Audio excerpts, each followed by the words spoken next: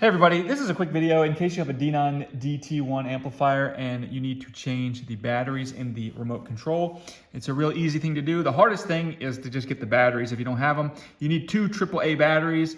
If you don't have them, I'll put a link in the description. You can just order them off Amazon. But anyways, all you need to do is flip your controller upside down, and down here at the bottom, there's this little clip here. We just pull it back and pop this open. Now, in this controller, these batteries are in here pretty tight. It's kind of hard to get them out with your finger. So the best thing to do is just to kind of bang it out until they get loose here. And then from there, you can pop them out. And then come in with your fresh batteries. And as always, the spring, the flat side, the negative side of the battery is going to go against the spring. The flat side, which is the negative side, is going to go against the other spring. Put the top back on, the cover back on, and that's it, you're done.